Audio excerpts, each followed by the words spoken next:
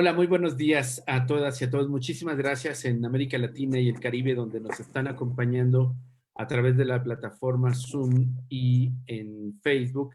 Gracias por ser 11 partícipes horas. de estos ciclos de diálogo de Niñez Primero, que buscan, pues como no solamente es explícito el nombre, colocar la situación de niños, niñas y adolescentes, que en América Latina representan más del 30% de la población, como una prioridad de los estados y las acciones que se tienen frente a la pandemia, sino también nos parece que este es un espacio muy rico que ya por, bueno, no sé, más de 120 días, una cosa así, ha estado pues manteniendo el diálogo con expertas, expertos, con organizaciones, con niños, niñas y adolescentes, pues para tratar de reflexionar y generar pensamiento colectivo. Y hay bastante material para ustedes, lo pueden encontrar en el perfil de Facebook. Muchísimas gracias. Y hoy vamos a abordar un tema particularmente sensible y es cómo podemos acompañar a las familias que tienen o que han vivido la experiencia lamentable de tener un paciente con COVID-19. Tenemos en toda América Latina y el Caribe un incremento importante en los contagios. Tenemos nuestros sistemas de salud en muchos países colapsados, un número muy lamentable e importante de personas que han perdido la vida y otras personas que pues han, digamos, vivido esta experiencia y están ahora pues con procesos, malestares o incluso ya con el COVID superado. Sigue siendo un tema de cómo esto impacta en el contexto familiar, en lo económico, en lo emocional, en temas, por supuesto, sanitarios. Y por ello quiero agradecer profundamente a nuestras personas invitadas el día de hoy para reflexionar sobre el tema y muy, muy especialmente a Eric y Alejandro, que pues han sido y son pacientes COVID. Alejandro Castro en Colombia, Eric Merchant acá en México, y muchísimas gracias por estar acá y brindar su testimonio. También queremos agradecer muchísimo a nuestra colega Verónica Alfaro del Colegio Departamental de Colegios, perdón, de Psicólogos de La Paz en Bolivia, Fernando Nieto también de Permacultura en Resiliencia México, psicólogo también, y particularmente también a Martín Ramos, él es médico residente en México, y vamos a tener estas facetas y estas reflexiones sobre el tema. Así es que, si les parece, pues podemos iniciar con una primera reflexión, Verónica. ¿Cómo es que está impactando desde tu mirada, con la experiencia que tienen en el Colegio de Psicólogos y Psicólogas en Bolivia, a las familias? Un hecho que sin duda es nuevo para el mundo, para esta sociedad, pero que está asociado con muchos factores: ansiedad, incertidumbre, discriminaciones, estigmas. ¿Cuál es tu primera reflexión, Verónica? Tu micrófono, por favor, Verónica. Perdón, me olvidé. Sí, gracias. Bueno, gracias primero por la invitación y gracias por toda la audiencia que te sigue, a los panelistas. Un saludo cordial. Bueno, decirte que Bolivia realmente es particular porque aparte de la pandemia que estamos viviendo, también estamos en una situación política muy fuerte. Hoy hemos amanecido con casi varias carreteras bloqueadas y justo no dan paso especialmente a ambulancias ni tampoco a los sistemas de distribución de oxígeno. Tengo muchas llamadas, nosotros sabes que estamos atendiendo varios call centers, entre esos el del Ministerio de Salud, que se denomina Telesalud y donde hacemos telepsicología. Hay bastantes familias que están realmente desesperadas por el tema de no encontrar oxígeno, no encontrar algún lugar, un espacio donde se pueda tener a una persona que está atravesando esta enfermedad.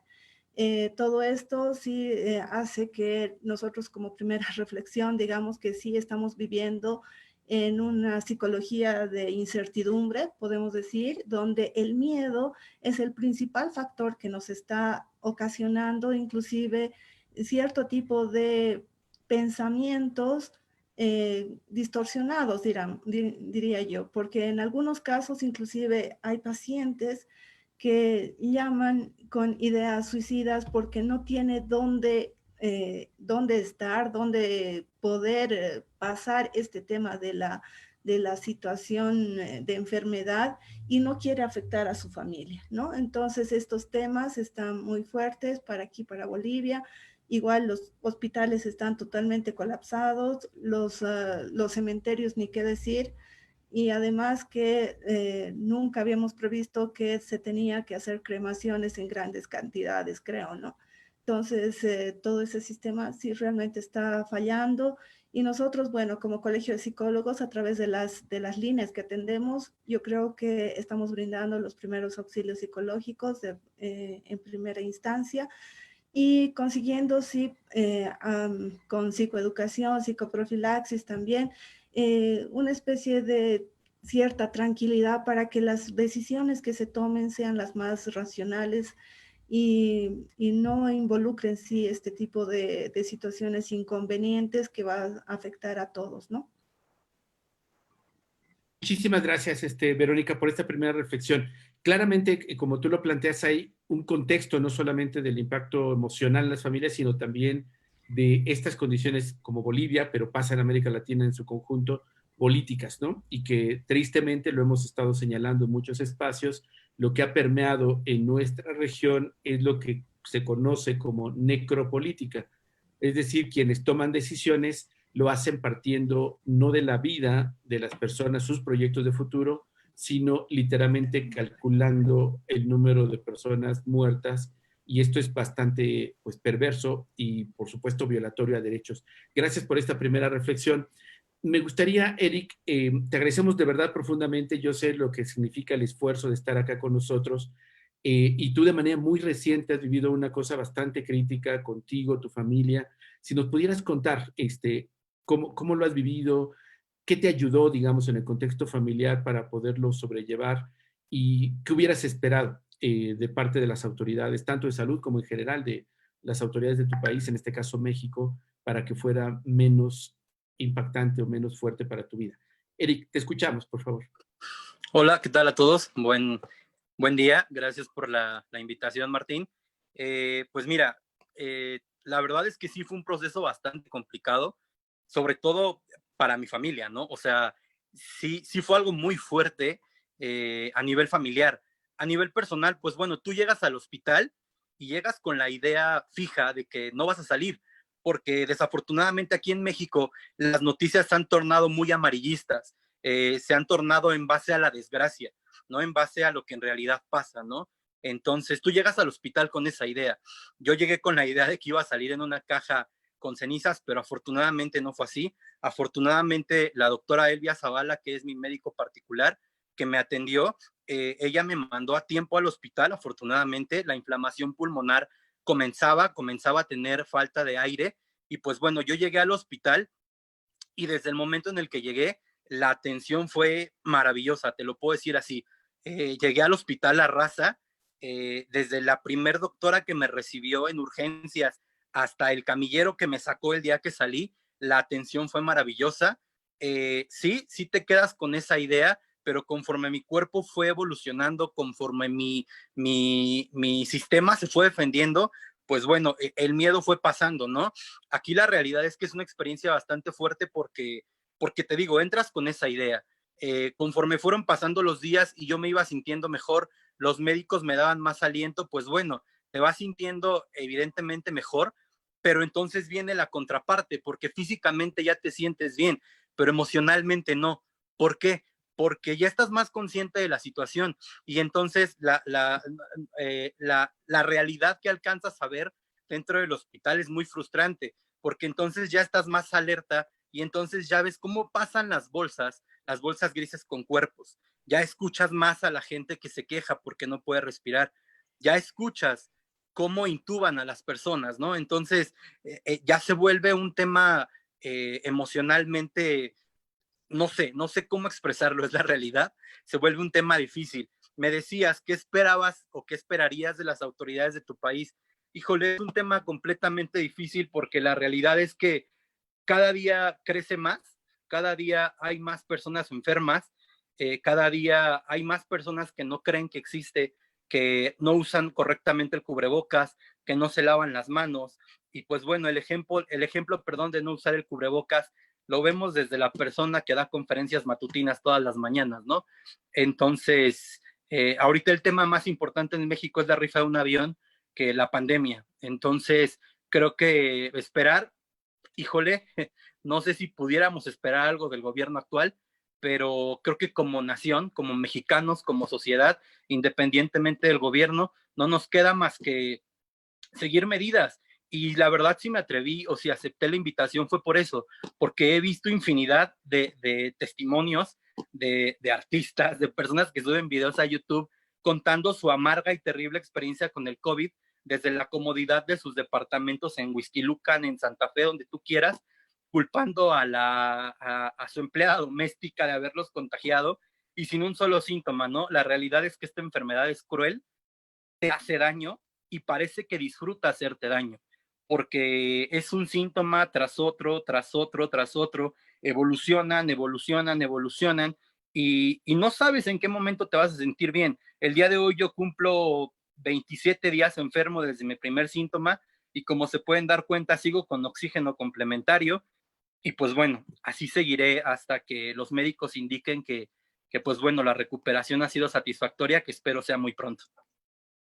Eric, te agradezco profundamente tu reflexión, testimonio, de verdad para nosotros es muy importante escucharte y pues tocas varios temas que son centrales, o sea, esperamos de parte de los estados que además cumplan con la ley, no está sucediendo, pero tú destacas algo que tiene que ver con nuestra responsabilidad como ciudadanas y ciudadanos para cuidarnos. Gracias por compartirlo y quiero agradecer también a Martín, tú eres médico residente, estás en México y destacaría también lo que Eric planteó. O sea, no es solamente ese fatalismo o esa situación negativa, sino que hay muchas personas del sistema de salud que literalmente apuestan su vida, la están dedicando a una crisis donde no siempre tienen los insumos médicos o incluso los elementos de protección. Se calcula que a nivel mundial el 13% del personal sanitario se ha contagiado y muchos han muerto tristemente por COVID ante la falta de insumos, tratamiento y protección de parte de autoridades.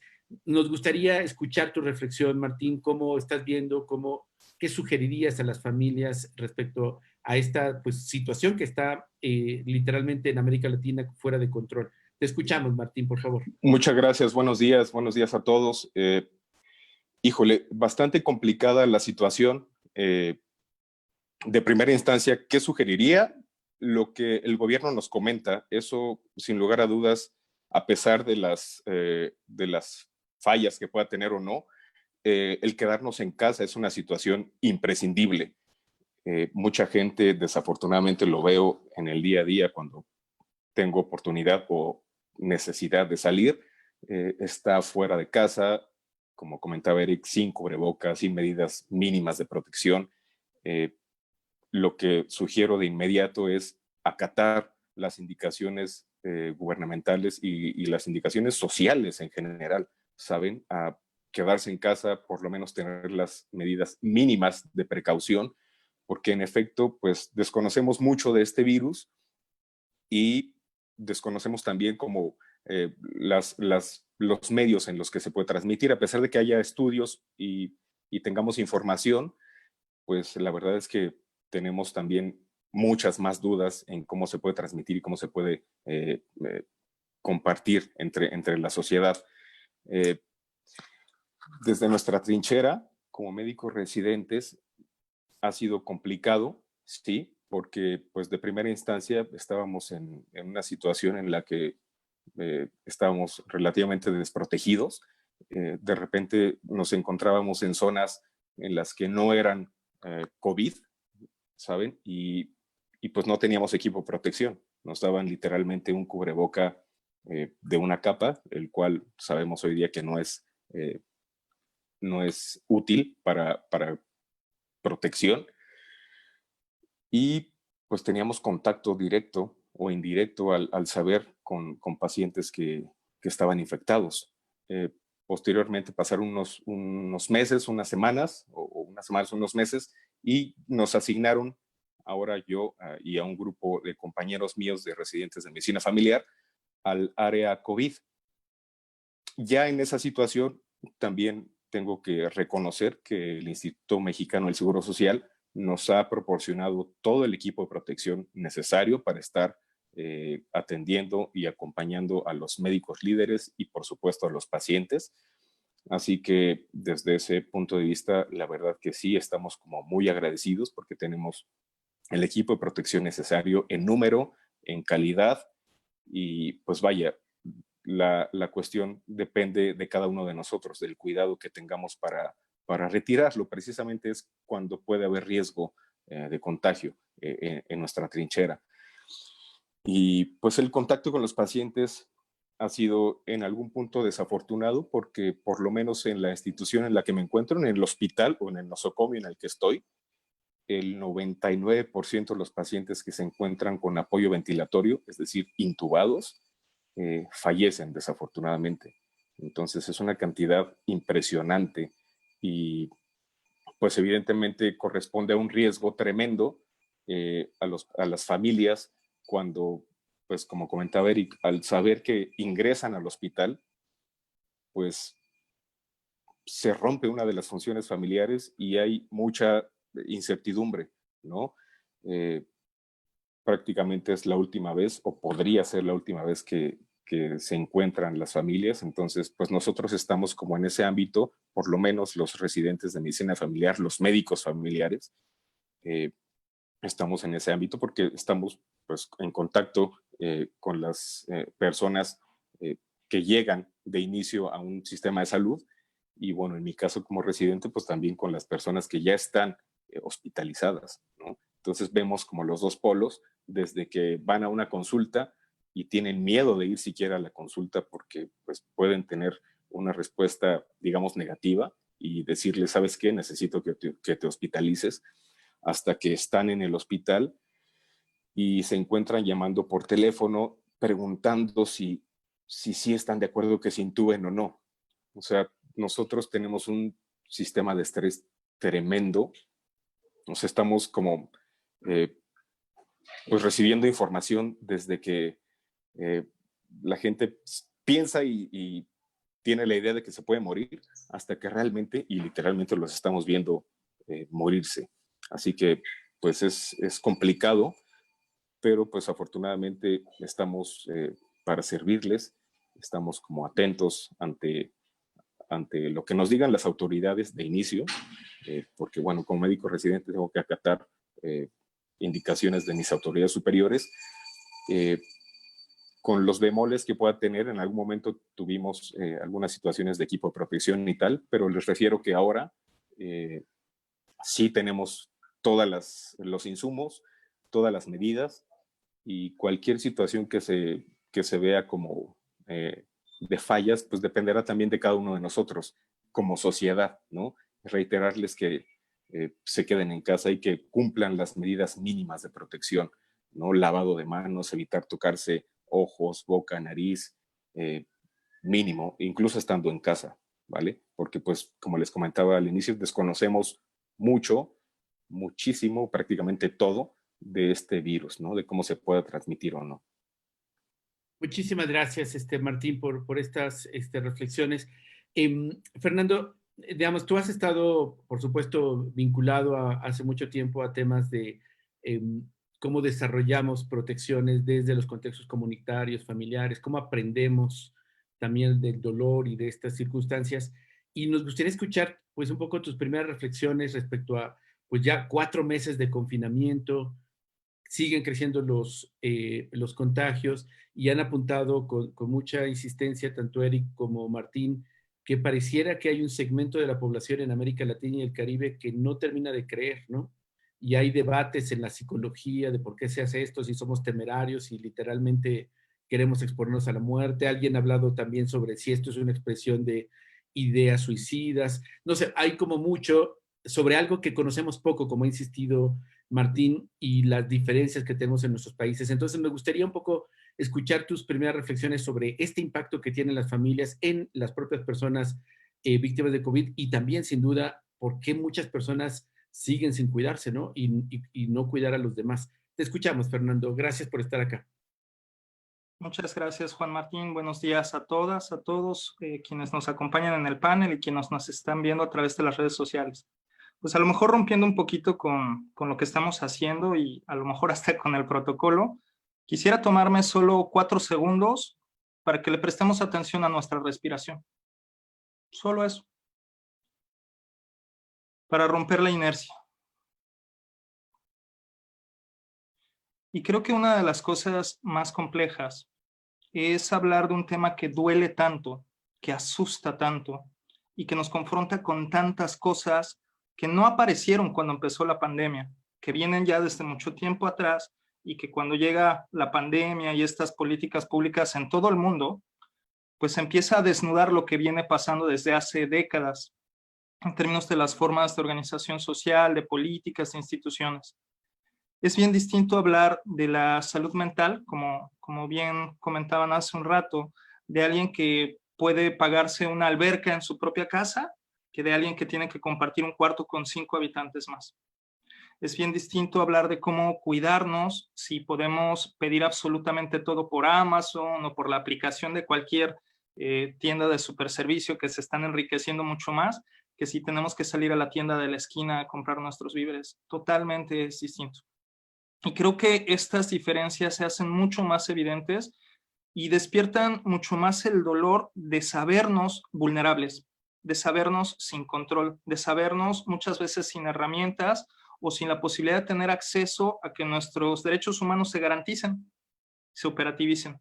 Y desde ahí surge todo un enojo y surge toda una dinámica que además culturalmente se viene construyendo desde hace mucho tiempo de culparnos, ¿no? ¿Quién es el bueno? ¿Quién es el malo? ¿Quién es el perverso? ¿Quién es el inconsciente? Seguramente eres tú porque te pones el cubrebocas chueco, no, es el otro porque, etcétera, etcétera.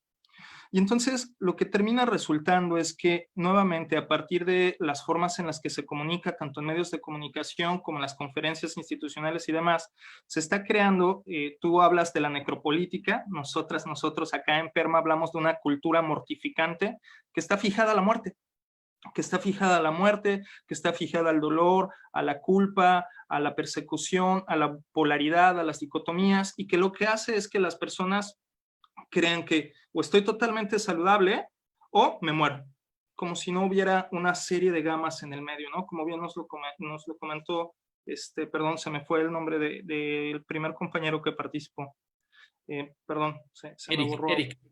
Eric. Y que efectivamente, no sea algo de lo que nos están planteando constantemente, como que si no compras esto, o si no haces lo que yo te ordeno, o si no haces exactamente tales o cuales cosas, entonces el final va a ser fatídico y no solamente te vas a morir, sino que además te vas a ir al infierno, ¿no? O sea, son como discursos a veces hasta absurdos, en los cuales lo que puede salvarnos la vida, irónicamente, es hacer que suframos la vida misma. Y eso se manifiesta en las formas en las que nos relacionamos y el tejido social, que de por sí ya era endeble por un montón de razones, se empieza a agrietar y a, pues no sé, como a erosionar mucho más. Una de las cosas que necesitamos hablar en términos específicos del cuidado emocional es que no hay una receta específica. Cada contexto, cada persona, cada familia, cada edad, cada grupo va a hacerlo de manera distinta. Obviamente, si habláramos de cuidar plantas, pues sabemos que necesitan agua, aire, luz, tierra, ¿no? 4 elementos, pero no todas las plantas necesitan la misma cantidad de agua, ni la misma cantidad de luz, ni el mismo tipo de tierra, ni el mismo tipo de aire, ¿no? Entonces, en ese mismo sentido, si una planta que es un poco menos compleja que un ser humano necesita tantas variedades, pues mucho más un ser humano. No es lo mismo hablar de una familia que efectivamente puede tener acceso a servicios de salud privada que salud pública. No es lo mismo quienes viven 10 personas en una casa que quien está viviendo soltera o soltero. No es lo mismo y un largo etcétera.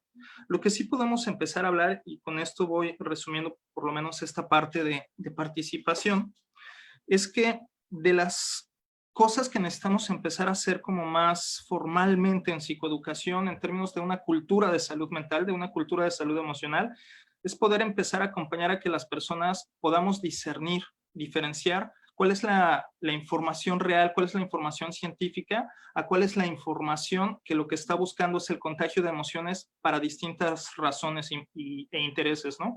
Porque habrá quienes quieran, pues no sé, compartir algunas noticias para que votes por ellos en lugar de por los otros. pero habrá quienes quieran compartir unas noticias para que compres su producto en lugar del de otros. Y habrá quienes quieran que leas ciertas noticias para que no te preocupes y seas buena ondita y sigas comiendo en ese lugar de moda. Y habrá quienes genuinamente lo hagan porque quieren apoyar a que las personas tengan un estado emocional tal que entonces ayude a que el sistema inmunológico suba a partir de tener tranquilidad, paz, felicidad, alegría, etc. Cuando empezamos a hacer esta diferenciación, cuando nos empezamos a separar de la infodemia, entonces podemos empezar a regular un montón de cuestiones emocionales, empezando por la ansiedad, empezando por estos pensamientos que muchas veces pueden detonarse como primero una imagen y entonces pensar, híjole, me dolió tantito el pecho, ¿será COVID? Y que a lo mejor es un pensamiento inmediato, pero que si no hacemos un cese de pensamientos rumiantes puede convertirse en la bola de nieve de y seguramente ya tengo y seguramente ya infecté a mi abuelito y entonces un largo etcétera. Que además eso es lo que han estado compartiendo en medios. Nos han estado diciendo que si sales, no solamente tú te vas a enfermar, sino que vas a enfermar a los que más quieres, a los que más amas. Y entonces se vuelve un sistema de culpa que seguramente Eric y muchas personas que han tenido COVID en algún momento identifican como parte del proceso que cuando se enferman, o cuando se confirma la enfermedad o que se confirma que la sintomatología es de COVID, empiezan primero a recorrer los recuerdos para ver a quién culpar, quién me contagió, dónde me contagié, y a veces hasta con enojo, con molestia y en algunos momentos hasta como tratando de ver quién hizo algo mal, quién no se cuidó bien, quién no se lavó las manos lo suficiente, etc. Y después sentirse culpables por contagiar a alguien más. Y entonces sentirse en este lugar de aislamiento donde no solamente se distancian físicamente para cuidarse, sino que incluso se aíslan de sus redes sociales por vergüenza, por temor, para no contagiar a alguien, para no dar miedo, porque necesitan mucha energía para sostenerse mentalmente a sí mismas, a sí mismos, y entonces prefieren alejarse que juntarse con la manada. Y hablo de la manada y con esto cierro para dar voz a alguien más, porque justamente una de las cosas más importantes es poder seguir construyendo y fortaleciendo nuestras redes de apoyo.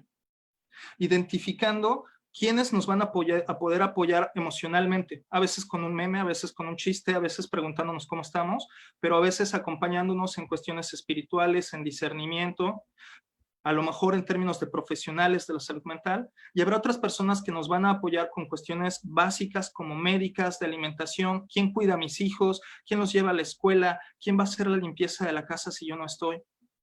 Identificar que las distintas redes de apoyo necesitan ser fortalecidas porque es demasiado trabajo para una sola persona y para una sola familia. Hay un adagio africano que dice se necesita de toda una aldea para criar a un niño, para criar a una niña. Pues diría yo que también se necesita de toda una aldea para acompañar en el proceso de salud a alguien que enferma, y en este caso particular que enferma además por COVID, en un momento de tanto miedo y de tanta angustia ante lo que está pasando por la incertidumbre. Y con esto hago pausa aquí. Sí, muchísimas gracias, Fernando. Digo, tocas varios temas importantes que ya hemos abordado en otros espacios también y que es pertinente. Esta infodemia que ha señalado la Organización Mundial de la Salud es uno de los elementos que rompe las políticas sanitarias y de prevención de este contagio masivo, y obviamente significa que cada información que recibimos debemos de tener mucho cuidado en perspectiva de nuestra salud y la salud de otros. Y creo que parte de esta reflexión que han hecho, que de alguna manera también en el chat agradezco mucho a quienes siguen acá y quienes están en Zoom, tenemos presente que nuestra América Latina y el Caribe es profundamente desigual.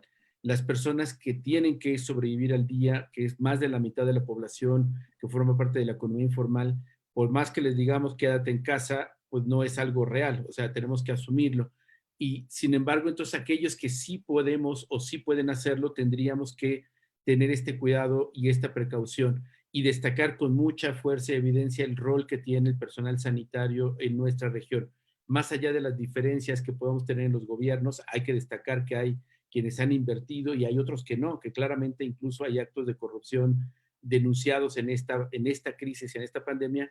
Creo que en este espacio no estamos generalizando, estamos hablando desde una lógica pues más o menos colectiva de varios países y llamarles a todas y a todos a seguir las indicaciones que la Organización Mundial de la Salud está estableciendo a través de los estados y siempre verificar la información. Quiero agradecer muchísimo también que está acá Alejandro Castro con nosotros desde Colombia.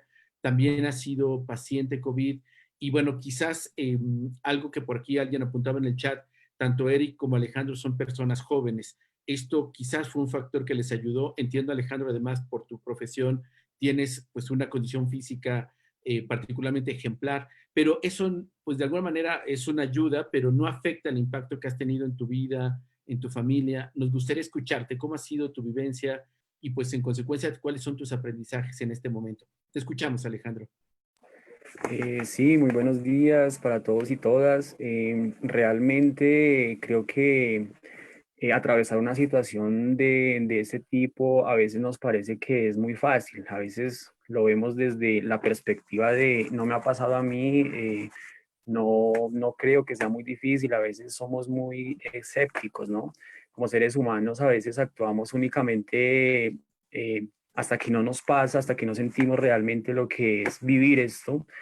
Realmente no nos ponemos como en el zapato de los otros, en empezar como a mirar el cómo puedo hacer yo desde mi perspectiva pues para evitar estas cosas. Creo que en temas de prevención a veces nos quedamos cortos en temas de estar preparados, sobre todo, ¿no? Para enfrentar estas situaciones que realmente son muy difíciles. No solamente, como ya todos lo han comentado, no es únicamente hablar de que me dio la enfermedad a mí y ya, sino que entra todo un círculo de personas alrededor que están involucradas, como lo podemos ver, hasta los médicos obviamente están involucrados. Entonces, creo que acá hay un problema y es que no estamos preparados, realmente no estamos preparados. Ahorita vemos que nuestros niños, nuestras niñas, tienen una carga emocional bastante amplia, bastante grande. Y si no estamos preparados, si no los hemos preparado, si nosotros como adultos no nos hemos preparado, si nosotros como educadores, como profesores, no preparamos a nuestros niños y a nuestras niñas, pues la carga emocional va a ser muchísimo más grande. Yo creo que acá, creo que todos lo han recalcado y algo muy importante y algo muy fundamental a la hora de enfrentar este tipo de situaciones es estar preparados. ¿Cómo estamos preparados? En primer lugar, obviamente, teniendo unos buenos hábitos saludables, ¿no? Alimentándonos bien, hidratándonos. Si fumamos, pues tratar de dejar de fumar, de no consumiendo alcohol en estas épocas. Y sobre todo, pues la parte de hacer actividad física es muy importante, ya que esta nos ayuda a muchísimo, o sea, en la salud va a proporcionarnos un estado de bienestar. Y si nosotros dejamos de hacer actividad física, pues esto conlleva a que se desarrollen enfermedades como es la obesidad y pues va a ser un agravante pues que realmente puede llevar a consecuencias fatales. Hoy, afortunadamente, quiero darle gracias a la vida, a Dios. Creo que es una situación que uno pasa que emocionalmente es muy difícil. Creo que en sí la enfermedad a veces es fuerte porque es muy fuerte y sobre todo pues en personas, si tenemos personas que tienen agravantes, pero realmente esta parte emocional de ver a tu familia, pues aparte de todo destrozada, en el caso mío, en el caso personal, porque pues la persona, mi suegro, que fue la otra persona que se enfermó, él terminó en UCI y pues que realmente es un milagro de la vida porque salir de allá es muy complicado, pues además como les cuento, él tiene otras dos enfermedades aparte y pues lograr salir creo que nos hace reflexionar, nos hace querer más la vida, querer decir a qué le estamos prestando realmente atención hoy, ¿no? Yo creo que esto es muy importante lo que los compañeros dicen de estar esa unión, ¿no? Tejer esas redes de apoyo que a veces nos hacen falta, el poder confiar en un amigo, en tener una buena relación con su esposa, con su novia, con su novio, todo esto, yo creo que nos ayuda en una gran medida. Muchísimas gracias. Ay, perdón, sí, te termino, te escuchas, por favor. No, dale, ya. Sí, mira, gracias. Has tocado un elemento que me parece que tenemos que conversar, continuar este diálogo, en perspectiva de las enfermedades asociadas. Y destacas, por supuesto, y eres, digamos, de alguna forma el ejemplo vivo de que una condición física buena te ayuda a poder tener más posibilidades de sobrevivir, pero la obesidad, el sobrepeso, hipertensiones y otras enfermedades que ya se ha estado señalando por parte de la Organización Mundial de la Salud, son enfermedades que pueden profundizar los riesgos para perder la vida. Y eso nuevamente nos regresa a otro de las reflexiones que ya se han hecho, y es cómo la industria de los alimentos ultraprocesados, de las bebidas azucaradas, ha hecho literalmente negocio con la vida de las personas.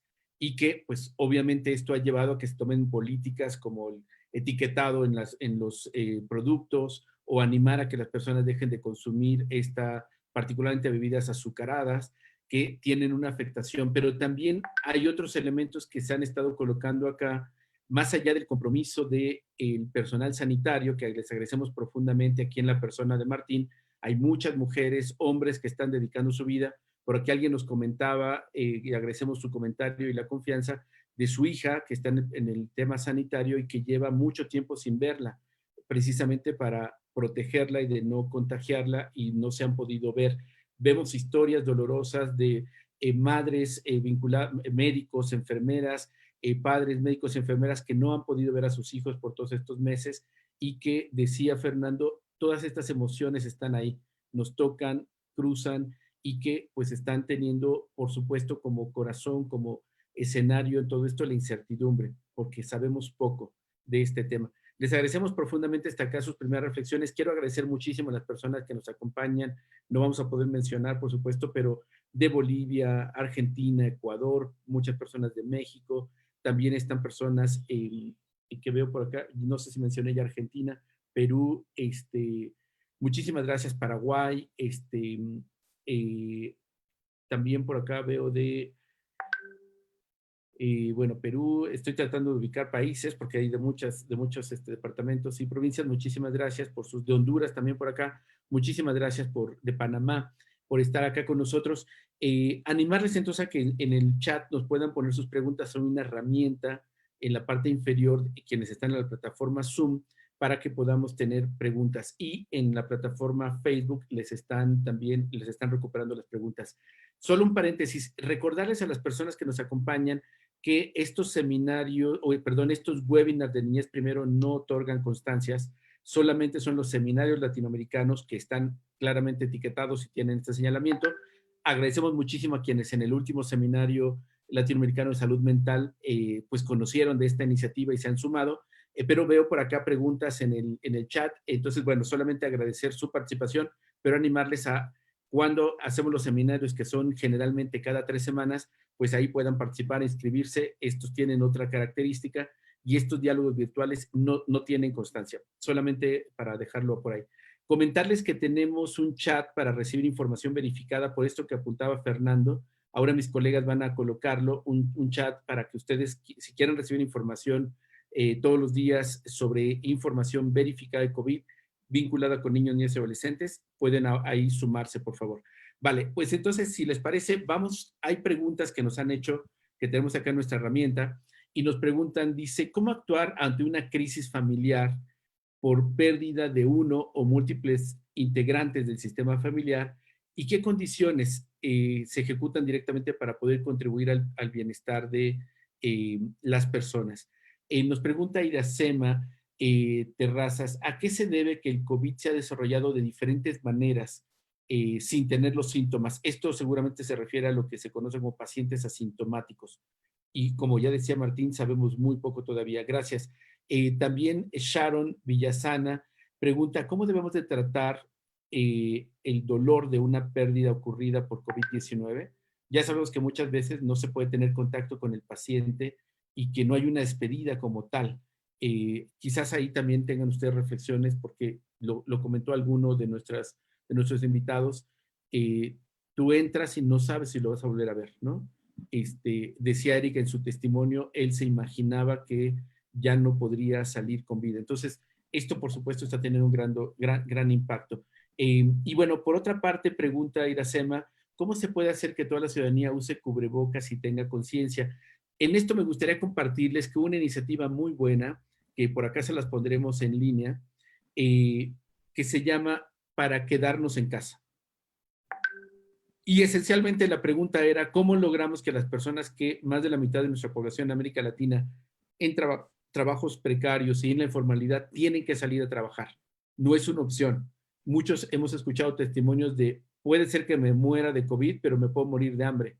Entonces, eso yo les animaría a que no criminalicemos. No es lo mismo, como decía Eric, y permítame, Eric, retomar, que un youtuber o una gente que estamos viendo que se va a la playa y nos manda las fotos desde allá, que puede haber un sesgo de irresponsabilidad a una persona que tiene que salir para sobrevivir al espacio público. Entonces, animemos, por favor, a ser empáticos con las personas. No todas quienes salen al espacio público lo hacen por irresponsabilidad o por falta de conciencia. Hay una clara necesidad de sobrevivir y tenemos que ser cuidadosos con ello porque podemos, como dice una colega por acá, dice que en Ecuador se hizo como política pública culpar a las personas y eso no es correcto. Y por eso les comentaba esta experiencia de para quedarnos en casa necesitamos un ingreso universal, que ya la Organización Mundial de la Salud lo ha señalado. Es necesario que los estados inviertan para que las familias puedan quedarse en casa con un ingreso universal que les permita sobrevivir. Necesitamos también políticas públicas para el tema sanitario, de prevención, políticas públicas para la escuela y la alimentación. Hay muchos elementos que son obligación de los estados y que no quedan solo en la responsabilidad individual. Así es que teniendo un poco este contexto, señalando que no estamos criminalizando ni buscamos que se criminalice a personas que no lo pueden hacer por sobrevivencia, ¿cómo vamos acompañando mejor a las familias? Hay estas preguntas y me gustaría iniciar con una segunda ronda con nuestras invitadas e invitados. Si nos pueden ayudar también en perspectiva de niños y niñas que están siendo partícipes en las familias de esta incertidumbre, de tener un paciente, de incluso durante un tiempo al inicio de la pandemia, de culpar a los niños y niñas que eran los que más contagiaban. No sé si ustedes recuerdan, esto se dio mucho en Europa y esto trajo mucho estigma y encierro forzado a niños y niñas. Ya se ha demostrado que el COVID también afecta a niños y niñas y que también mueren. Así es que valdría la pena, si les parece, en esta segunda ronda, poder escuchar un poco más de estos impactos a niños y niñas. Así es que vamos a seguir el mismo orden. Verónica, tú has leído ya también cosas en el chat, algunas de las preguntas, este diálogo que tenemos con nuestros panelistas, y me gustaría escuchar tu segunda reflexión sobre cómo podemos acompañar a las familias que están teniendo un paciente COVID o que han tenido la pérdida de algún familiar por ello. Te escuchamos, Verónica, por favor. Gracias. Primero, bueno, creo que hay que felicitar a que tienen todavía en algunos centros de salud de México personal que está atendiendo y con todos los equipos de bioseguridad. Lastimosamente en Bolivia la situación es totalmente diferente, ¿no? Tenemos al día de hoy 100 médicos muertos. Tenemos un hospital cerrado porque no hay enfermeras, ¿no? Entonces, la situación es un poco más compleja, ya que en realidad sí todos tienen miedo, todos tienen temor, ¿no? Sin embargo, nosotros también tenemos un programa de poder atender al personal de primera línea, que nosotros lo denominamos personal de salud, personal de comunicación y personal también militar y policial y sus familias. En realidad, en el personal policial tenemos familias enteras que están afectadas y bueno, que tratamos de brindarles el apoyo en alguna medida de acuerdo a lo que también ellos solicitan en los call centers. Permitir primero para cualquier persona el poder sacar, se puede decir de alguna forma, todo lo que están sintiendo. Creo que es el primer paso, ¿no? Para que la persona sí logre poder razonar de alguna manera sin que interfieran sus emociones. Como nos ha hecho el primer ejercicio Fernando, sí, lo principal yo creo que sí es la respiración como primera medida para todos y también como se puede decir como sobreviviente de alguna enfermedad crónica, también yo puedo manifestar que el tema de un impacto sobre la condición de una persona es preponderante para pensar que ya estamos con un pie en la tumba, ¿no? Y mucho hace la tranquilidad como para adherirse al tratamiento, pensar que nuestro médico está ahí para sanarnos y no encontrarle como culpable, porque en algunos En algunos casos también se piensa, ¿no? El médico no está haciendo su trabajo, no me está atendiendo bien, y es el hecho que decía Fernando de tratar de encontrar los culpables y más bien buscar alianzas para que esto sí se pueda superar. Te puedo decir que en el call center hemos recibido llamadas de personas adultas mayores que estaban sí afectadas, y según las estadísticas, los adultos mayores sí tienen más probabilidad de un desenlace fatal. Sin embargo, con el apoyo psicológico, la tranquilidad, bueno, han logrado sí adherirse al tratamiento, y también, o sea, mucho hace la fe que tengan todas las personas y la confianza que mantengan tanto en la parte psicológica con la parte médica, la parte física, y obviamente se puede lograr bastantes progresos. El perder a un hijo yo creo que es la experiencia más fuerte que se ha recibido, y no solamente un hijo, sino existen familias que han perdido 2 hasta 3. Entonces, esa afectación obviamente también va a ser un impacto bastante fuerte, y nos queda también por eso nuestro programa de óbito, que es el acompañamiento en todas las emociones que tienen estas familias, ¿no? En realidad, en muchos casos se queda solamente una persona, y esta persona también sospechosa de la enfermedad. Entonces, como les digo, las condiciones creo que sí son más tristes en nuestro país. Si bien todo el mundo no estaba preparado, en Bolivia creo que menos, pero ahí estamos, ¿no? Dándole duro como para poder sobrellevar esto, acompañando a los médicos, a los policías, acompañando a esas personas que han perdido. Muchísimas gracias, Verónica, por esta reflexión, y muy Tal vez importante. alguito. Ay, sí. Una cosita más. Sí, que también hemos visto nosotros como psicólogos que existe, si bien hay una especie de normativa para algunas personas del área política, departamental, de que sí se queden en casa, tal vez esa situación de marketing, que se quede en casa, no está funcionando bien, habría que cambiarla tal vez. Pero también hay otras que también dicen, no, es deprimente quedarse en casa y salgan, ¿no? O sea, también producto de las propias autoridades, ¿no? Y eso también que hace que las personas saquen a los niños de paseo, saquen sin protección, y obviamente les causa la enfermedad, y para nosotros es un signo de irresponsabilidad. Y en todos estos conflictos también sociales que estamos viviendo, no sociales, políticos, yo diría, también las personas sacan a los niños, y eso también me parece un poco de irresponsabilidad de los padres o negligencia en algún caso. Gracias. Muchísimas gracias, Verónica. Martín parece que salió un momento, pero en unos instantes estará con nosotros. También aunado a esto, me gustaría comentar acerca con los especialistas sobre la crisis de salud mental que se viene a partir de la pandemia, puesto que múltiples estudios han retratado o han indicado que por una parte el aislamiento en el que hemos estado va a generar múltiples consecuencias a nivel psicológico y emocional y psicosocial para las personas que han estado aislados. Sin embargo, también la enfermedad por sí misma, el COVID, dado el proceso inflamatorio que está influyendo a nivel cerebral, algunos especialistas indican que va a tener repercusiones posteriores en el psique o en la parte emocional de los pacientes recuperados o dados de alta del COVID-19. En este caso me gustaría comentar un poco con nuestros invitados que han tenido la experiencia sobre estas emociones que puede generar el COVID, tanto durante el proceso como posterior, ya sea un trastorno de estrés postraumático, depresión o ansiedad, de la cual, como comentaba Eric perfectamente, ya venimos preprogramados de alguna forma por toda la situación que estamos viviendo, tanto mediática como social.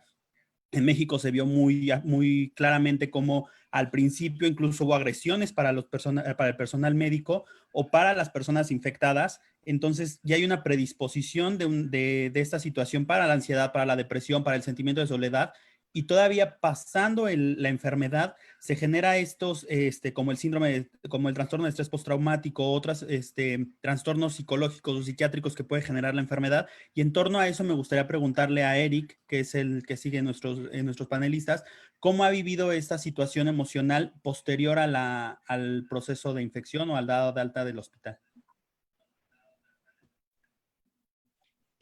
Gracias, Cris. Pues sí resultó una situación muy complicada. Desde los primeros síntomas, pues bueno, vas sintiendo ese miedo, ¿no? Al final del día, pues es una enfermedad nueva, como dice Martín, se desconoce mucho sobre ella y pues bueno, desde ahí ya te genera incertidumbre.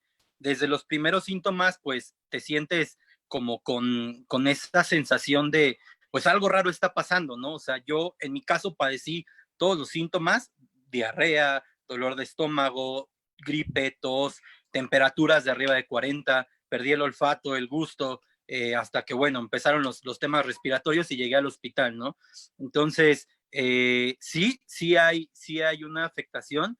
Yo recuerdo vagamente en el hospital los primeros días que estuve, sobre todo el día de urgencias, no sé si sea cuestión por el medicamento, eso lo sabrá Martín o lo sabrá Verónica, que es especialista, pero yo no sé, escuchaba cosas, las lámparas se hacían grandes, pequeñas, me hablaban, no sé, o sea, sí había esa sensación, ¿no? O sea, la realidad es que cada paciente, supongo, lo vive de manera diferente, desde quien es asintomático hasta quien presenta leves síntomas, hasta quien de plano llega al hospital, o hasta un paciente que afortunadamente se recupera después de una intubación, ¿no? O sea, son procesos completamente diferentes, eso es más que evidente. Una vez dado de alta, bueno, previo al alta, como se los comentaba hace rato, yo ya me sentía bien desde el día viernes, que fue 4 días antes de salir del hospital. A mí me suspendieron medicamentos, me quitaron el suero y pues esos 4 días estuve dentro del hospital. Lo decía Verónica hace rato, el tema del oxígeno, conseguir el oxígeno. Pues bueno, esos 4 días fueron esperar a que se pudiera hacer de entrada el trámite para el oxígeno que estoy utilizando en este momento y después, pues esperar que llegara al domicilio, ¿no?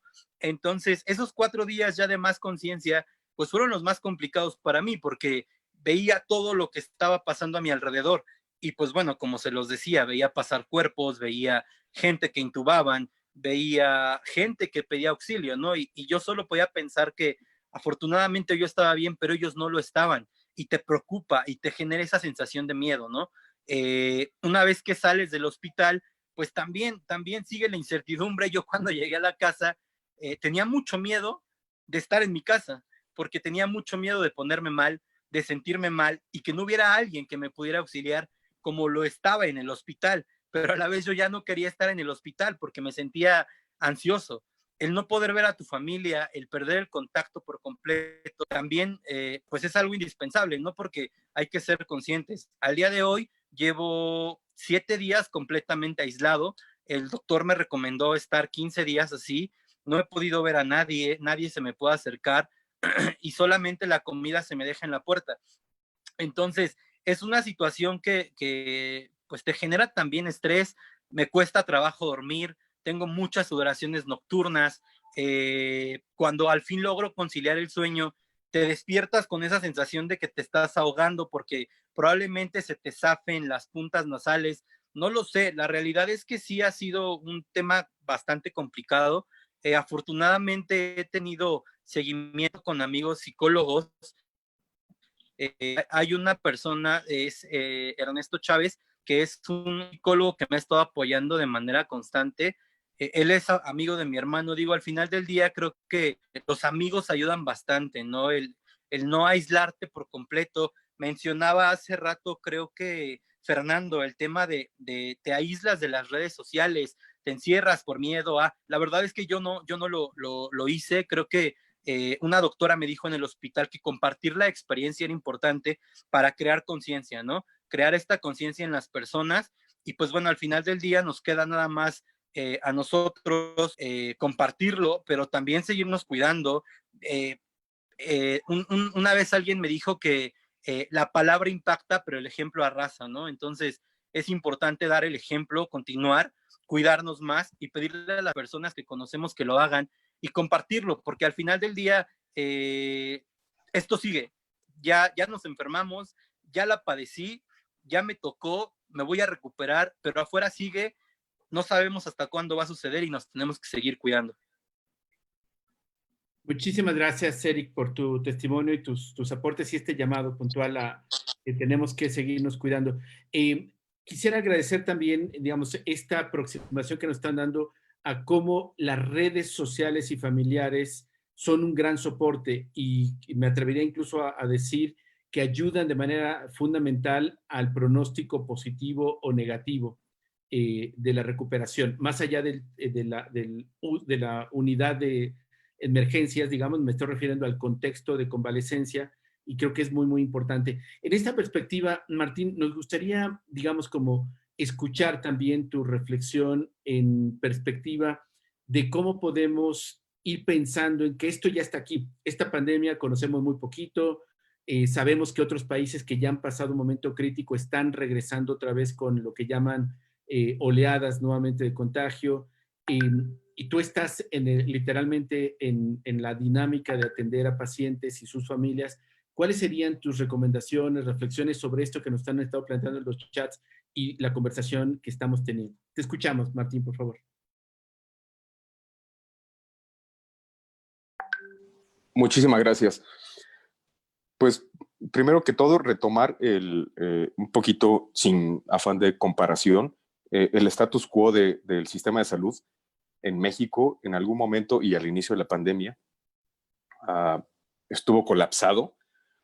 Yo estoy de hecho comisionado en un hospital que no me corresponde a mi adscripción, entonces pues sigue de algún modo sin insumos de personal, porque también desafortunadamente maestros míos, compañeros, para algunos amigos pues han tenido un desenlace fatal.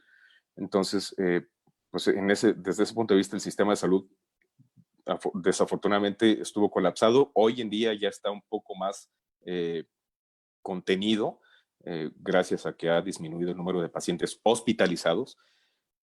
Si bien no el de contagios, estaba viendo que son 48,000 y fracción hasta el día de ayer de decesos y muchísimos más de contagios.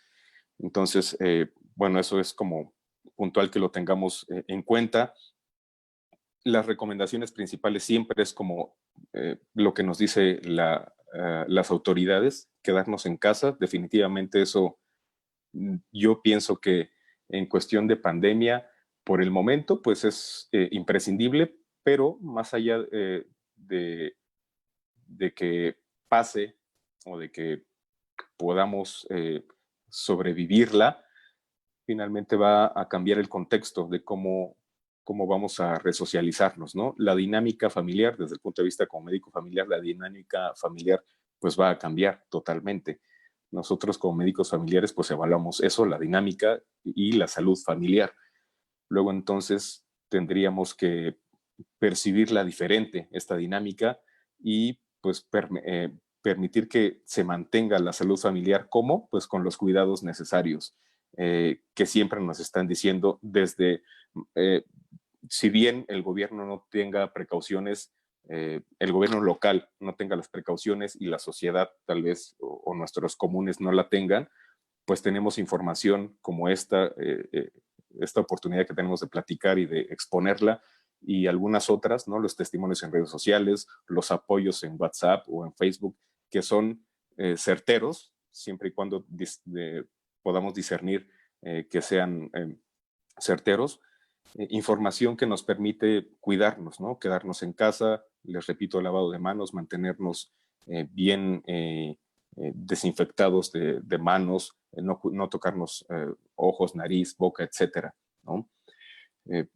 Esas son las recomendaciones para todos en sociedad, y pues bueno, para que podamos como sobrevivir una vez, por ejemplo, los pacientes, como nos comentan Eric y Alejandro, que están ya fuera de casa, sobrevivir a un encontronazo de cambiar la dinámica familiar es complejo, pero pues tenemos personal que nos puede apoyar, ¿no?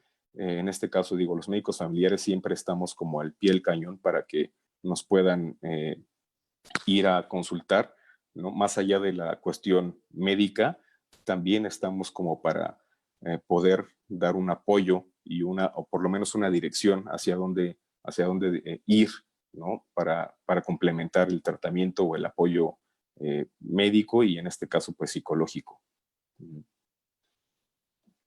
Agradezco muchísimo, Martín. Y bueno, estamos ponderando nuevamente que la salud es un tema integral, no es solamente un asunto fisiológico, sino también de carácter psicológico y la importancia que tienen nuestras redes sociales positivas para ello. También tenemos quizás en este momento tomar distancia de personas que están en otro momento personal y que pueden no ayudarnos a vivir el tránsito en un tema como tan difícil como es la pandemia. Muchísimas gracias, Martín, por tus reflexiones y bueno, a nombre de todas y todos los que estamos en este espacio, agradecerte en representación del personal sanitario todo el esfuerzo que están haciendo. Muchos están dejando, como han narrado por acá, la vida o afectando su dinámica familiar.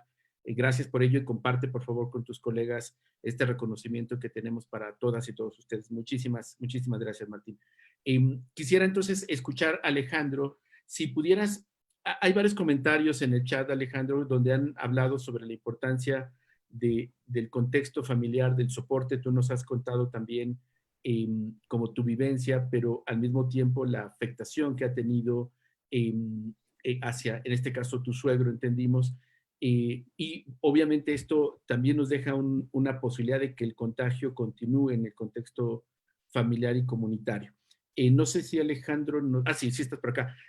Nos gustaría un poco escucharte a partir de estas reflexiones y pensar un poco también en los impactos de posibles riesgos con el contexto familiar y comunitario, y ojalá no sea tu caso, como el de Eric tampoco desearía, pero también me gustaría escuchar si tú has conocido de otros pacientes COVID que han sido víctimas de discriminación.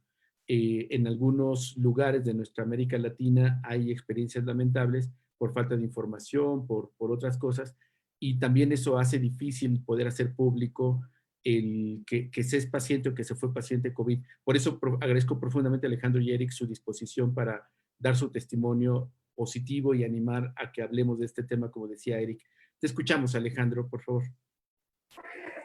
Sí, bueno, voy a contestar primero pues como la pregunta que me haces y pues también quiero como compartir otra historia,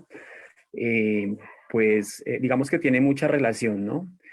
En primer lugar, pues no conozco, digamos, personas que tengan o que hayan sufrido la enfermedad, o sea, personas cercanas y que hayan sido desde luego discriminadas. Es cierto que uno, obviamente la incertidumbre, el miedo de que cómo lo van a ver, pues obviamente acá empiezan a llegar cuando ya sientes o ya has aceptado que tienes la enfermedad, pues te vienen a tomar las pruebas. Obviamente vienen los médicos y pues toda la gente, obviamente es algo nuevo para ellos, para nosotros.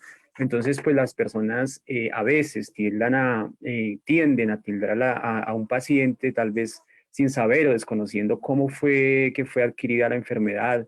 A veces no es ni por irresponsabilidad, sino como muchos lo dicen, es porque realmente les toca trabajar o nos toca trabajar. En mi caso, fue porque mi suegro, pues él es conductor de carga pesada y pues en uno de sus viajes fue donde resultó contagiado. Entonces, pues hasta ahora, afortunadamente, digamos que acá dentro de mi espacio cercano, no he tenido pues digamos, como esa discriminación, más bien creo que los vecinos hemos sentido todos el apoyo. Entonces eso me parece pues súper genial. Creo que es también importante concientizar a las personas que tienen COVID no son personas extraterrestres, no son malos, están afrontando una situación totalmente difícil. Es tener esa empatía de que pensar y entender de que a mí también me puede pasar, de que yo puedo ser el que estoy próximamente en esa situación. Es una realidad y acá no estamos exentos. Lo que tú comentabas ahorita. Yo pensaba de pronto que por mi estado físico, que digamos, yo hago ejercicio, trato de alimentarme bien, de hidratarme, no me iba a dar. Lo mismo pensábamos pues de mi suegro. Él es un señor que es muy fuerte, que a pesar de, bueno, de las enfermedades que tiene, nunca necesitó ir a un médico. Y vea, entonces realmente a veces, acá voy a otro, digamos ya pues que me salto, y es que a veces nosotros minimizamos las enfermedades, ¿cierto? A veces nosotros decimos, es una gripita. Resulta, bueno, les voy a contar la historia.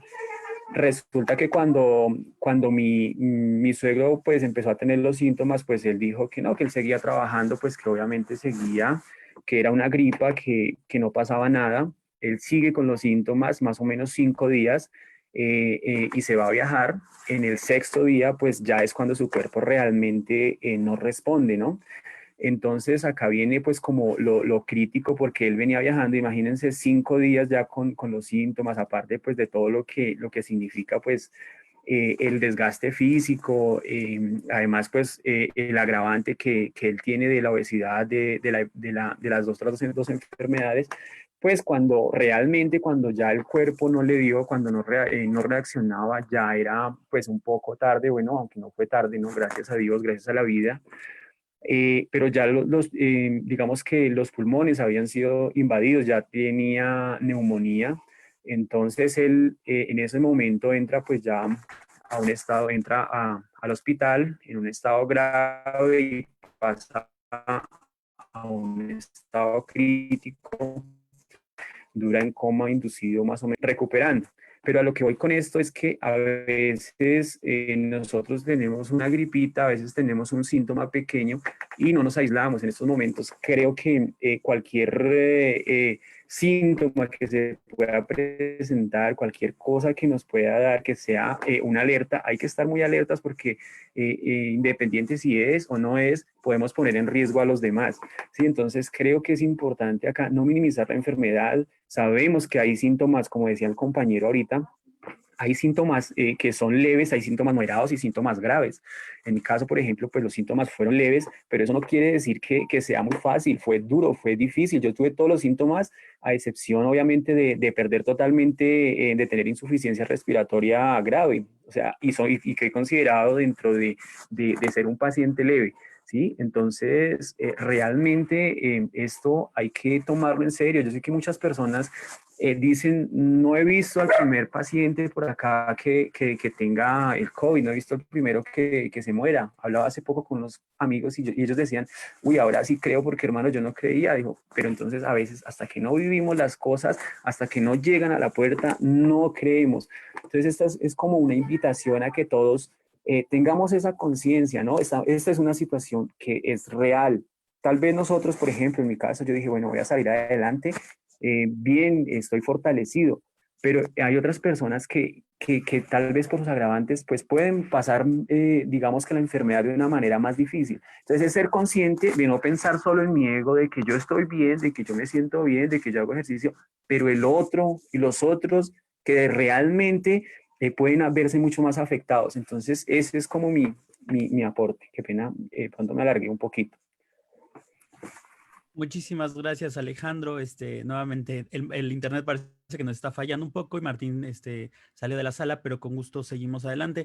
Recordar y agradecer a todos los que nos están viendo a través de Zoom y a través de la plataforma Facebook Live, que este seminario, como comentaba Martín, no ofrece constancia de asistencia, solamente los seminarios latinoamericanos y el ciclo de webinar Niñez Primero de Ecuador, que se lleva a cabo los días lunes.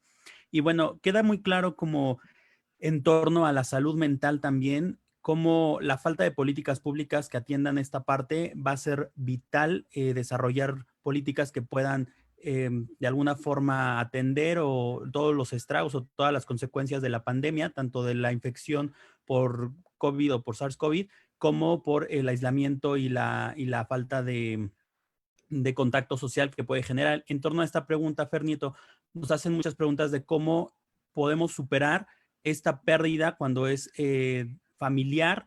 Me ha tocado también atender muchos casos o ver muchos casos en los que debido a la pandemia, justamente la persona que pierde a veces a su pareja o a su familiar no puede estar rodeado de sus redes de apoyo o de sus familiares y amigos para superar este duelo, ¿no? Entonces, ¿qué podemos hacer ante esa situación? Y sobre todo también, ¿cómo apoyar a niñas, niños y adolescentes que están en torno a estas pérdidas y que a veces por la edad es complicado comprender la situación y sin embargo les transmitimos esta ansiedad o este duelo o este estrés que nos puede generar la pérdida y terminamos haciendo también consecuencias negativas para ellos?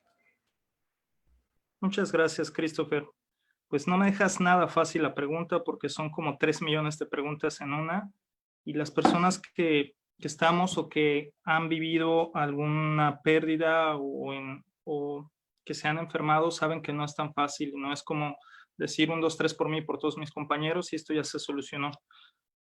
La salud y la salud mental es un tema sumamente complejo y como bien lo han venido remarcando a lo largo de distintos momentos, necesitamos fortalecer nuestras redes de apoyo de distintas maneras, tanto las formales como las informales. Necesitamos distintas prácticas de manera concreta, cotidiana, que nos ayuden a conectar con el vecino, con la vecina, que nos ayuden a recuperar la confianza, la honestidad, la transparencia, las posibilidades de sumar recursos tanto económicos como emocionales, culturales, para que, como bien ponía alguien por ahí en el chat, ¿no? En estos momentos de tanto individualismo y egoísmo, es curioso que venga una enfermedad, una pandemia, que solamente podemos responder de manera colectiva. Pero en esta colectividad hay una responsabilidad individual que se pone al servicio de la colectividad y que la colectividad va a ayudarme a que mi responsabilidad individual pueda ser mucho más llevadera. En este ir y venir me gustaría hablar de por lo menos 2 tiempos distintos, el tiempo previo a la enfermedad y el tiempo en la enfermedad, para después tratar de llegar como a este espacio que tú dices, ¿qué pasa después de la enfermedad? Sobre todo cuando el desenlace es fatal y conlleva la pérdida de una vida humana. Una de las cosas fundamentales entonces en etapas previas, como ya lo dijimos, necesitamos cuidar qué información es la que estamos teniendo acceso. Disminuir por completo el consumo o lo más posible de información falsa, cercana a la infodemia, que busca la desinformación, que busca el consumo, la venta de distintas cosas. 2, necesitamos atender otras áreas de nuestra vida que no son únicamente el COVID. Todo esto de lo que voy a hablar ahorita es lo previo a el caso de un diagnóstico positivo, de la presentación de la sintomatología. Necesitamos fortalecer otras áreas de nuestra vida que no tienen que ver específicamente con el COVID. Sé que hay muchas pérdidas, tanto de hábitos, trabajo, formas de vida, escuela, un montón de cosas que se están perdiendo. Y necesitamos ponernos a trabajar en cuáles son aquellas que están presentes. A lo mejor son cosas de lo cotidiano, como el cuidado de la casa, de mis familiares, como el establecer nuevas dinámicas, nuevos hábitos dentro de la casa, dentro del hogar, reorganizar las estructuras de trabajo, porque a lo mejor ahora sigo trabajando, pero de maneras distintas.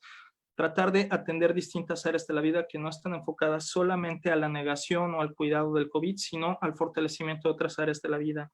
2, necesitamos, y lo dije también como de manera muy cercana con la infodemia, tener constantemente un juicio de realidad.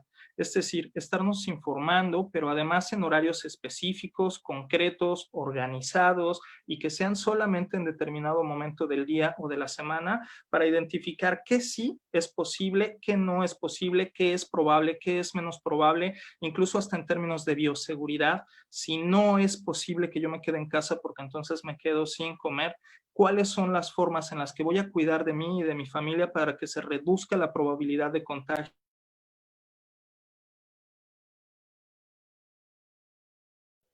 Perdón, Fernando, se cerró tu micrófono. Se cerró tu micro, sí. Se cerró tu micro, Fer. Ay, creo que no nos escucha.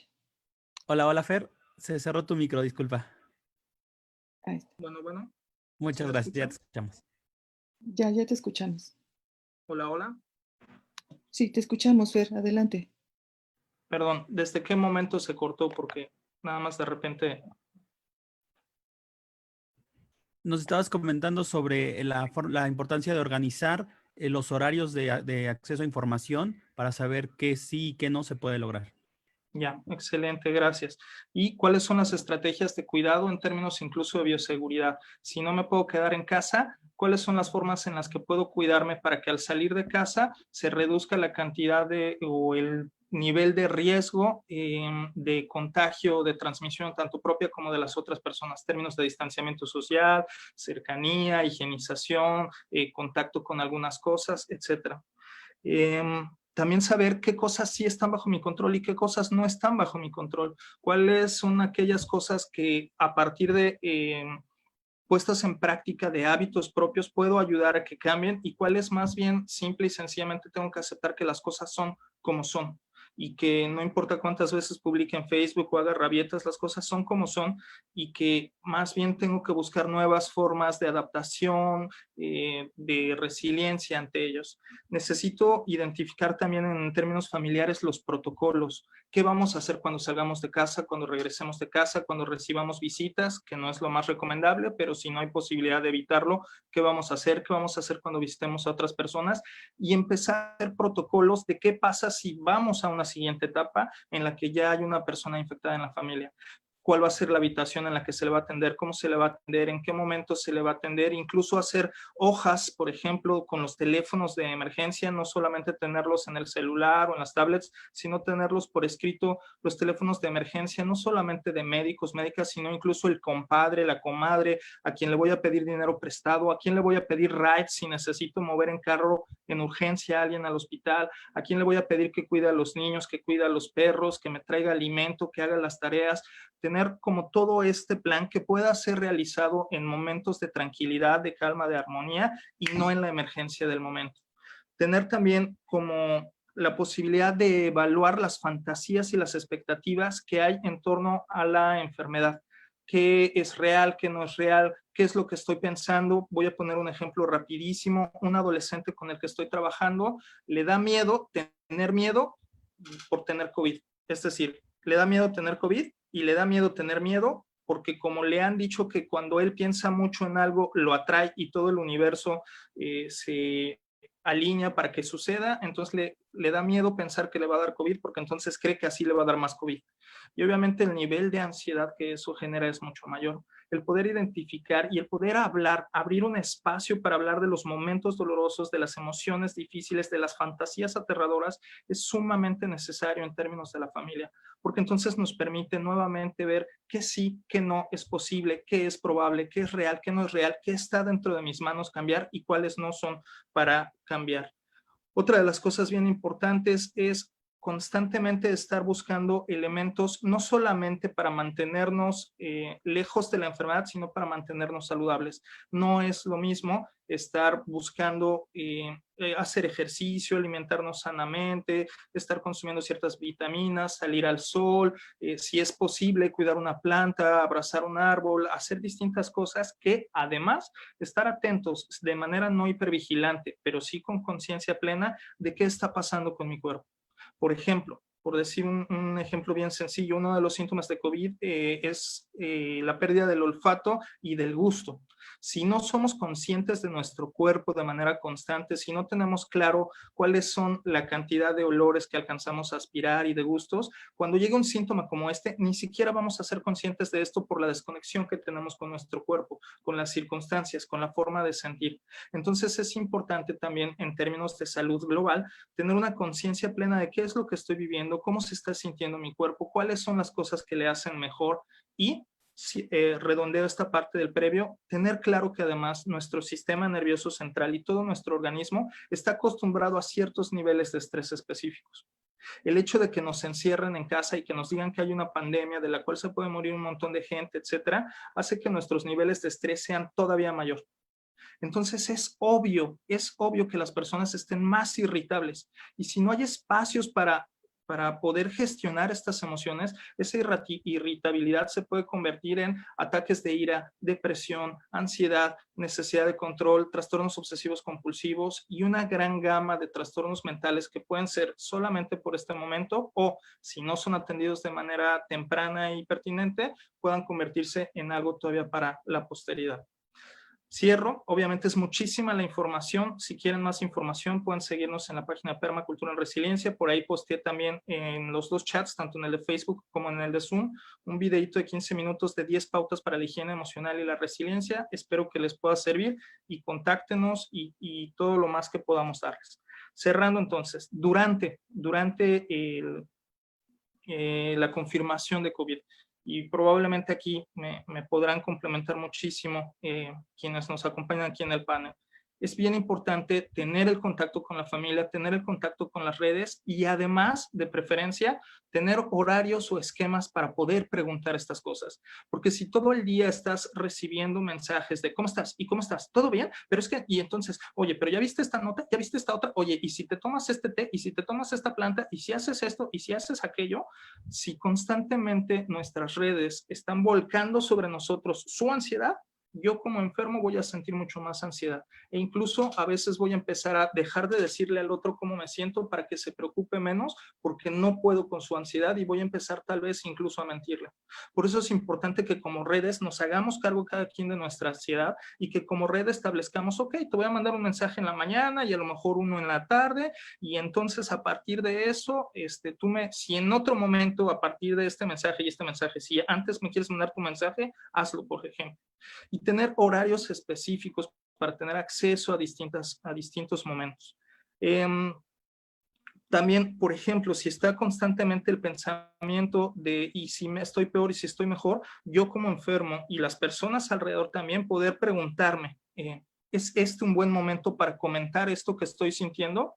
O mejor lo comento al rato, porque a lo mejor es la ansiedad de un pensamiento que surgió de repente, pero de lo cual no puedo hacer nada en este momento. Y si a lo mejor espero 5 minutos, tal vez en 5 minutos se diluye, se disipa o se asienta esa emoción y la puedo comentar de una mejor manera. Es bien importante también dejar de buscar culpables, ¿no? Eliminar esta idea de quién me contagió o yo soy culpable de contagiar a otros e incluso en el discurso constante, dejar de estar señalando es que él no se cuida, es que él no hace, es que él privilegiado, es que él pobre, dejar de buscar culpables y entender que somos una misma humanidad sufriendo un momento de crisis, de dificultad, de incertidumbre, de desigualdad y que todas y todos de distintas maneras estamos sufriendo. No se trata de comparar quién más o quién menos, se trata de identificar que estamos sufriendo. Estamos sufriendo. Y necesitamos hablar del sufrimiento no de una manera trágica, culpígena, sino de una forma en la que podamos atender el sufrimiento como cuando decimos el brazo está roto. Y al saber que el brazo está roto, sabemos que necesitamos arreglar el brazo, que necesitamos hacer cosas. Y entonces pues los médicos, las médicas podrán explicar esto mucho mejor, saber qué es exactamente lo que se necesita para que ese brazo sane. Y dejar de verlo no va a hacer que sane. A lo mejor va a soldar, pero no va a soldar de la manera adecuada. Entonces, dejar de ver nuestro dolor, dejar de ver nuestro sufrimiento no va a hacer que sanemos en términos de salud emocional. Es importante entonces que aceptemos que hay dolor, que hay sufrimiento y que busquemos apoyo. Si mi familia, si mis redes no pueden apoyarme, busca teléfonos. Justo Verónica nos decía, por ejemplo, que en Bolivia hay un montón de teleatención, teletrabajo, telepsicología, no sé exactamente cómo le llaman en Bolivia, que pueden ustedes llamar y decir, me siento mal, siento angustia, estoy teniendo pensamientos de muerte. En México, en Venezuela, en Argentina, en todos los países hay líneas telefónicas gratuitas para atender emocionalmente. No es necesario que empieces un proceso psicológico de meses o de semanas.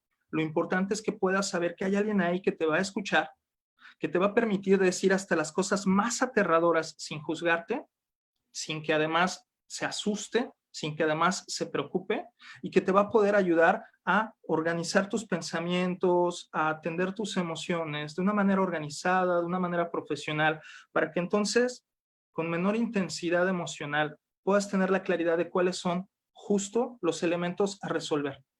Y esa es otra cosa fundamental.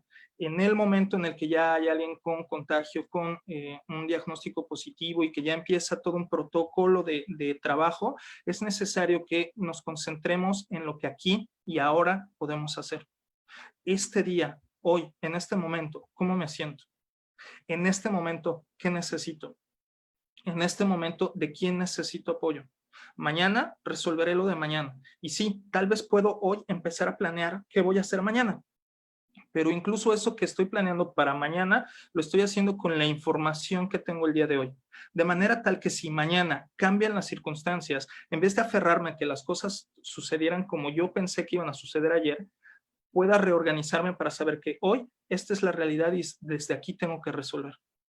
y que pueda identificar de una manera rápida cómo poder flexibilizar las redes y los recursos para atender esto. Para en lugar de negarme y decir no pasa nada, o en lugar de aferrarme al miedo y decir no quiero ir al hospital, como nos comentaba en un inicio, ¿no? Porque no quiero ir al hospital, porque no quiero que me diagnostiquen como positivo, saber que ahorita necesito un diagnóstico, necesito una prueba, necesito saber exactamente qué es lo que necesito hacer para el siguiente paso.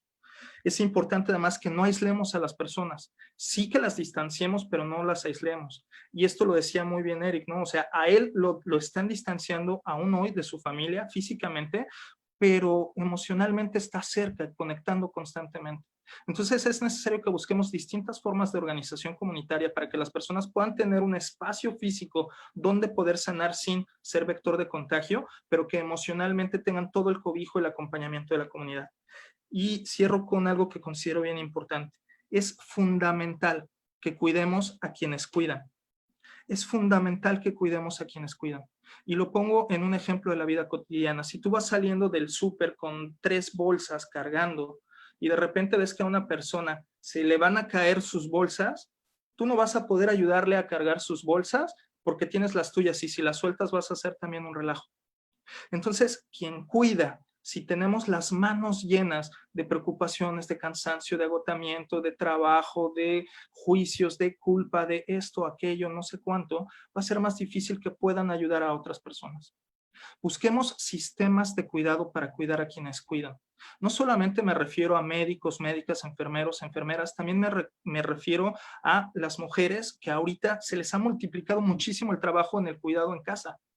Los hombres necesitamos entrar de manera más directa a nuestra responsabilidad también del trabajo doméstico y del cuidado de toda la familia, no solo en términos de proveer de maneras económicas. Necesitamos generar distintos sistemas de cuidado entre todas y todos para que las personas que cuidan, que son soporte y sostén, no se revienten y haga que caiga a quienes estamos cuidando. Y pues bueno, son un montón de cosas y la página en Facebook es Perma Cultura en Resiliencia, que también puede ser psicólogo en Playa del Carmen. Y gracias, Christopher. Muchísimas gracias, Fernando, como siempre, valiosos tus aportes y muy pragmáticos, que eso es mucho de lo que este diálogo orgánico busca. Vamos cerrando.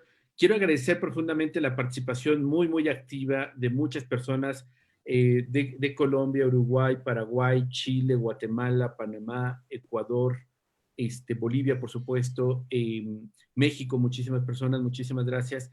Lamentablemente no vamos a poder mencionar muchas de las cosas que nos han colocado. Las felicitaciones a cada uno de ustedes, un profundo reconocimiento tanto a Eric como a Alejandro por aportar su testimonio de vida. Y quizás en esta lógica hemos insistido en la importancia de también cuidarnos del otro contagio, que es la infodemia.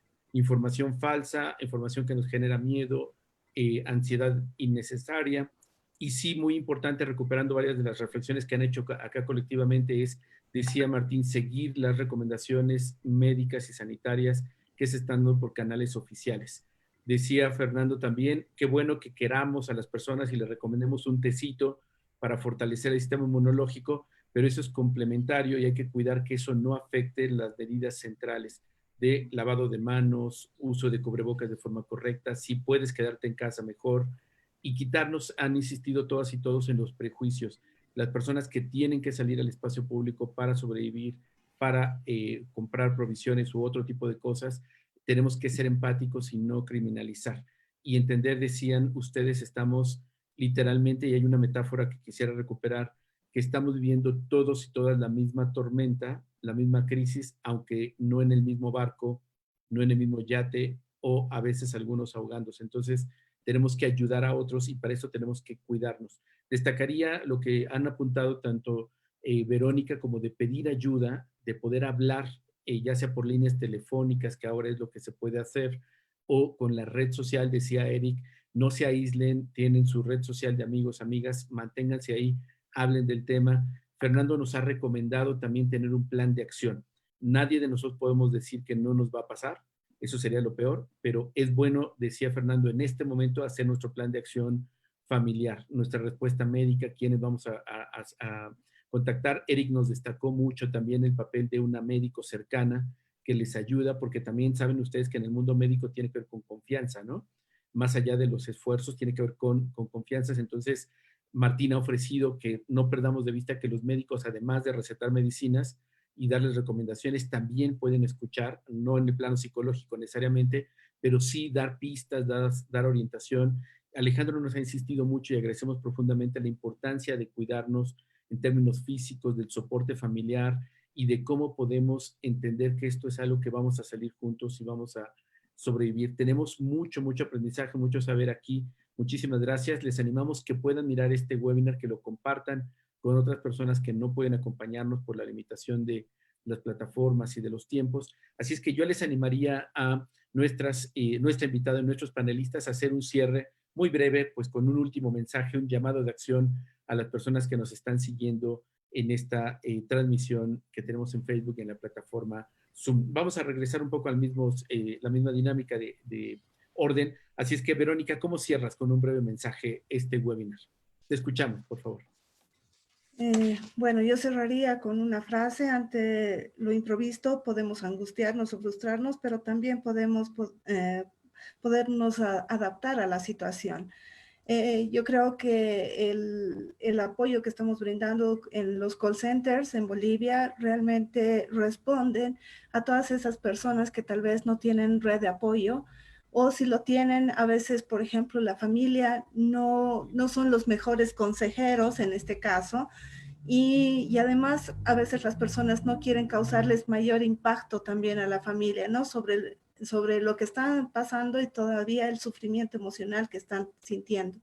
Entonces, el tener las 24 horas del día, los 7 días de la semana, poder acceder a un servicio de una red de apoyo donde, como decía Fernando, no los van a juzgar, los van a acompañar, y sobre todo eso de realizar una alianza estratégica, tanto paciente, médico y psicólogo, para lograr sí una estabilidad y se pueda lograr sí una sanación lo más rápido posible, ¿no?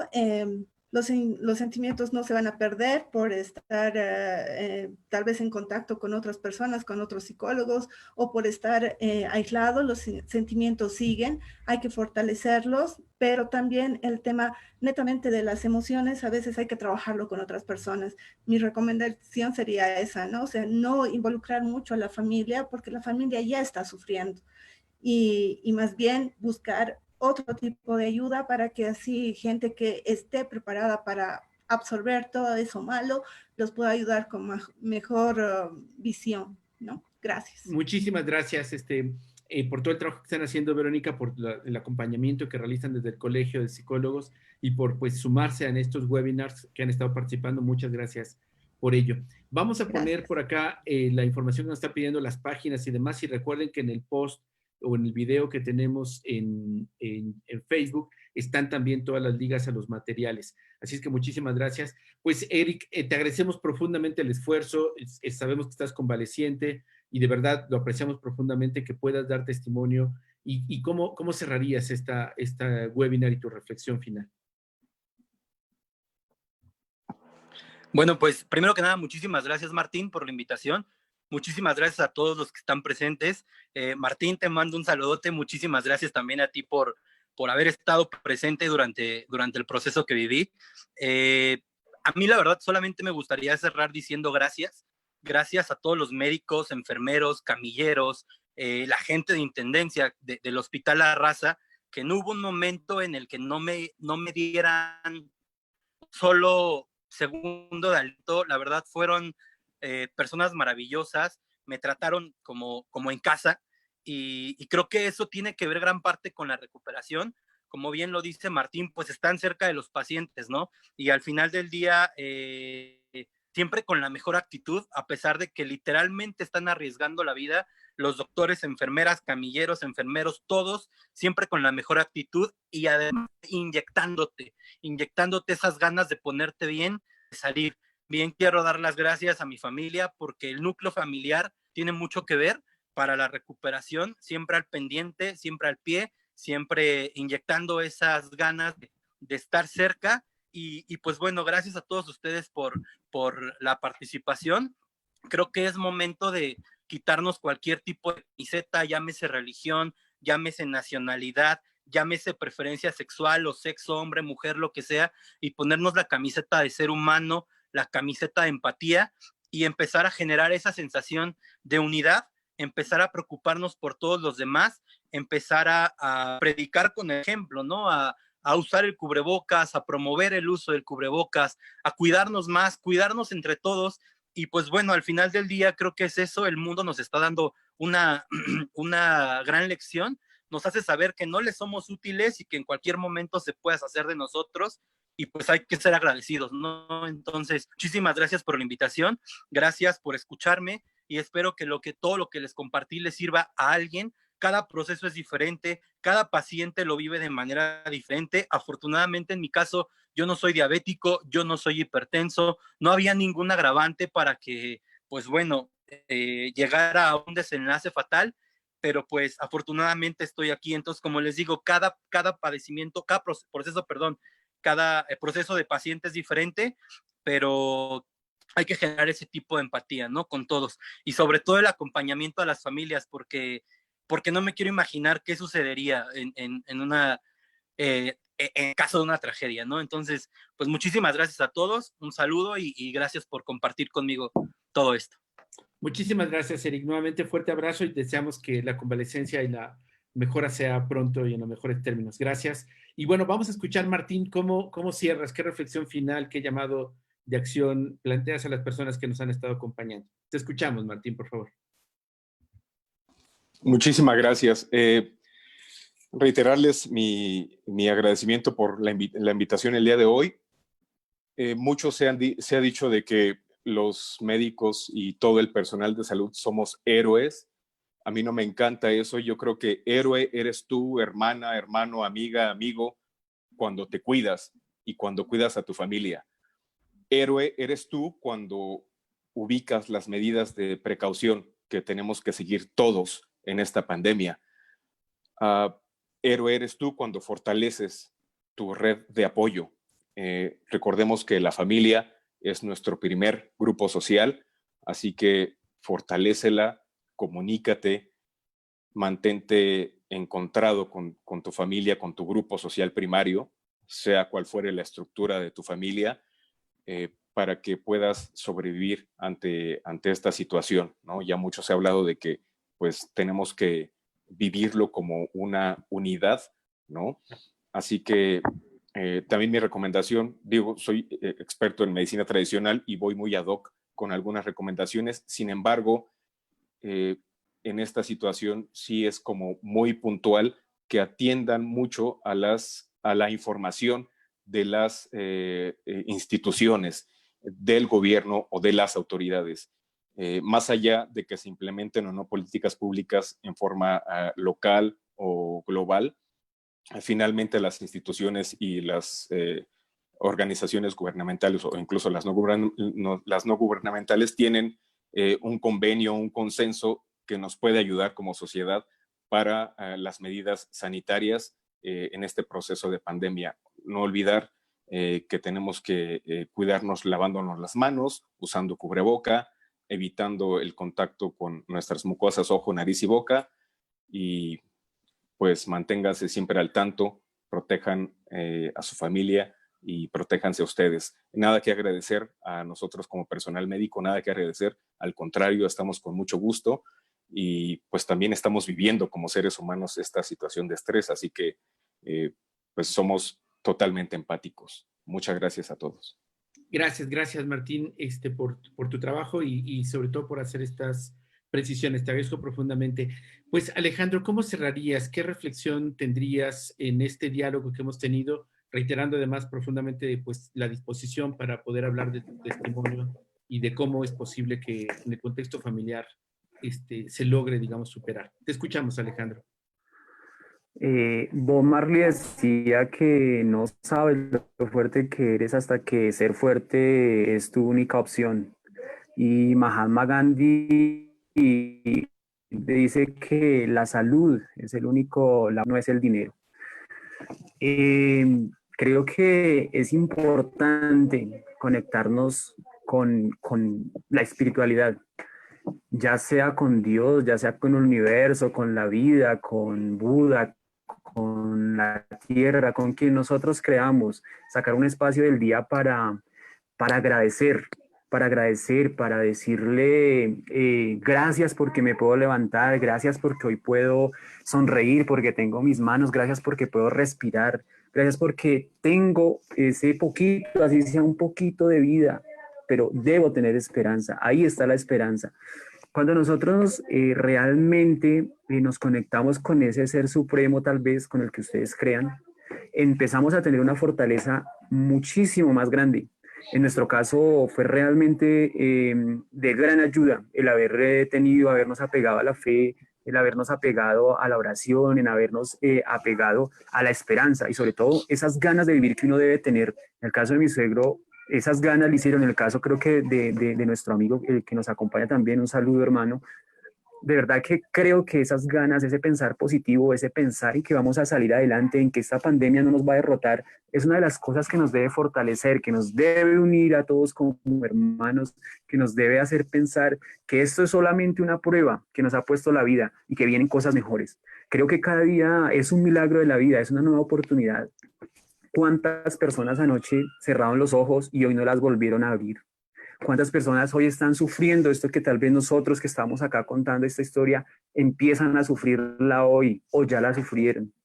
A todas ellas, a todos ellos, yo les mando un fuerte abrazo y les digo que se aferren a la vida, que tengan un motivo para vivirla y sobre todo que sigamos siendo solidarios, que sigamos siendo empáticos.